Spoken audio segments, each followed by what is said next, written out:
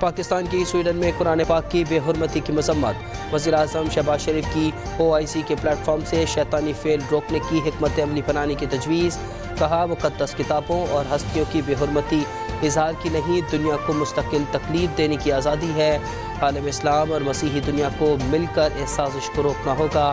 ترجمان دفتر خارجہ نے کہا کہ عالمی قوانین مذہب کی بنیاد پر نفرت انگیز عمل کی اجازت نہیں دیتے۔ پاکستان نے اپنی تشویش سے سویڈش حکام کو آگاہ کر دیا۔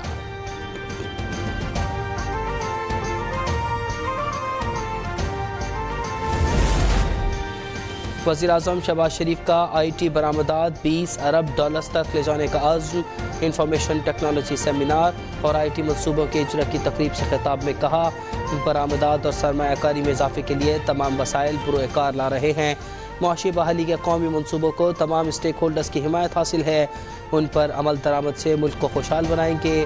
تقریب میں army chief general Syed Asim Munir کی خصوصی شرکت۔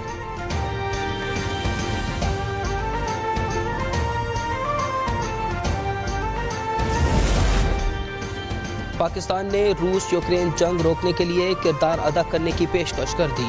وزیر خارجہ بلاول بھٹو نے کہا، تنازع سے فوڈ سیکیورٹی کا مسئلہ پیدا ہوگا، روسی ہم منصب اور اقوام متحدہ میں معاملہ رکھیں گے۔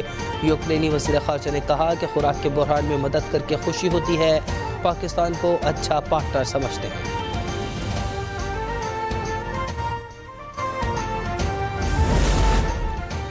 ملک بھر میں عام انتخابات کی تیاریاں جاری، اقتصادی رابطہ کمیٹی نے الیکشن کمیشن کو $42.5 ارب فنڈز کی منظوری دے دی۔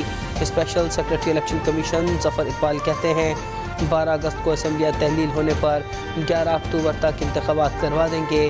الیکشن پرانی حلقہ بندیوں پر ہوگا، نئی مردم شماری منظور ہوئی تو قانون کے مطابق فیصلہ کریں گے۔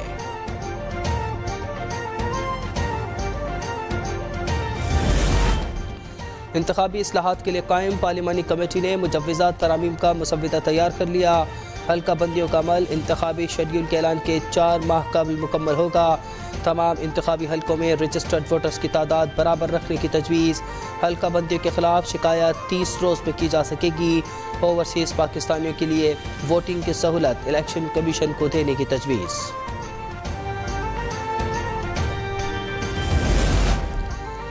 نگراں وزیر اعظم کے لیے اپوزیشن کی مشاورت سے متفقہ نام سامنے لائیں گے۔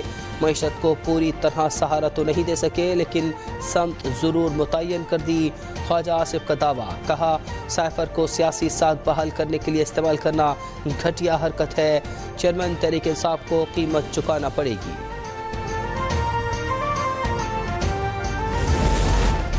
اسمبلیاں 8 اگست کو تحلیل کی جا رہی ہیں، قومی اسمبلی میں اپوزیشن لیڈر راجہ ریاض کا دعویٰ، کہا نگراں حکومت 90 روز کے اندر ہی انتخابات کروانے کی پابند ہوگی۔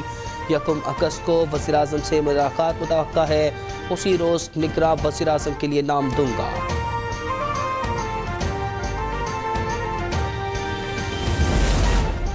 MQM کا انتخابات نئی مردم شماری پر کروانے کا مطالبہ، متحدہ کے وفد کی چیف الیکشن کمشنر سے ملاقات، انتخابی فہرستوں میں بے ضابطگیوں اور مردم شماری پر اپنے مطالبات سامنے رکھ دیے۔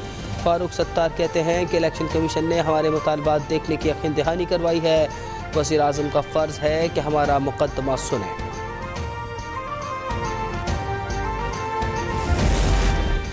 حکومت کا سائفر معاملے پر چیئرمین PTI کے خلاف قانونی کارروائی کا اعلان، کلاسیفائڈ ڈاکیومنٹ ذاتی مفاد میں استعمال کرنے کی سزا 14 سال اور گم کرنے کی سزا قید ہے۔ وزیر قانون اعظم نذیر تارال کا 2 ٹوک موقف، وزیر توانائی خرم دستگیر کہتے ہیں کہ سابق وزیر اعظم نے حلف اور سیکرٹ ایکٹ کی خلاف ورزی کی۔ وزیر مملکت پیٹرولیم مصدق ملک بولے، حساس دستاویز لہرا کر قانون کی دھجیاں اڑائی گئیں۔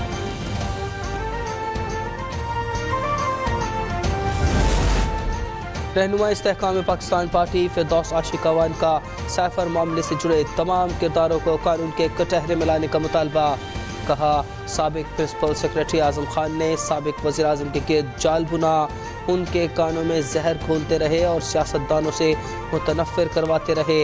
اعظم خان کا کردار پاکستان کو عدم استحکام کا شکار کرنا تھا، بشرا بی بی وزیرنی کا کردار بھی ادا کرتی رہیں۔ Pakistan electronic media regulatory authority کے 9 سیکشنز میں ترامیم کر دی گئی، इलेक्ट्रॉनिक मीडिया के वर्किंग जर्नलिस्ट के हुकूक समेत 5 नए सेक्शंस भी शामिल। वज़ीर इत्तलाआत मरियम औरंगज़ेब की कौमी असम्बली को मुबारकबाद। कहा प्रोग्राम और चैनल बंद करने का इख्तियार 3 रुकनी कमेटी को दे दिया गया है।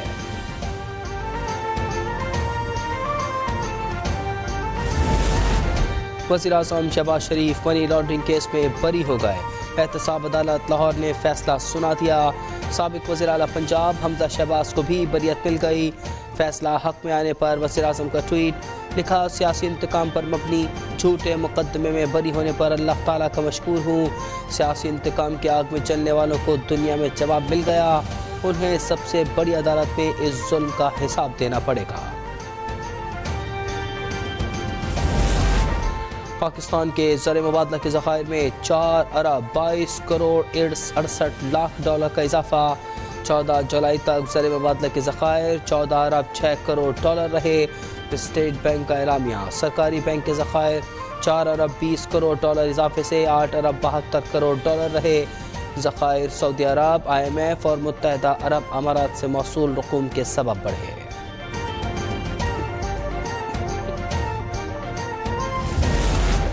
हुकूमत का मुहर्रमुल हराम पर मुल्क भर में फ़ौज तैनात करने का फैसला। वज़ारत दाखिला ने 4 सूबों की दरख्वास्त मंजूर कर ली।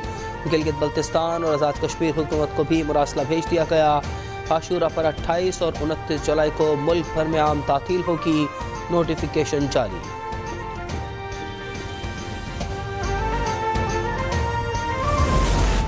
इराक का स्वीडिश सफीर को मुल्क छोड़ने का हुक्म। कुरान पाक की बेहुरमती के खिलाफ इराक में एहतजाज। मुजाहिरीन ने स्वीडिश सफारत खाने की इमारत को आग लगा दी। इराकी वज़ारत ख़ारजा की मज़म्मत, ज़िम्मेदारान को सज़ा देने की हिदायत।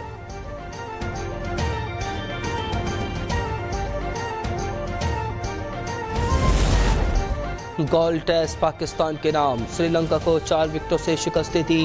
पहली इनिंग्स में डबल सेंचुरी बनाने वाले Saud Shakeel man of the match करार।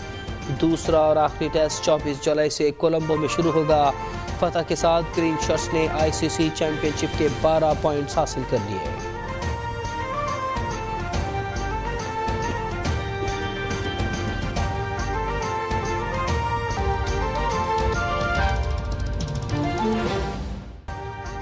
अभी सब्सक्राइब करें ताकि कोई खबर रह न जाए।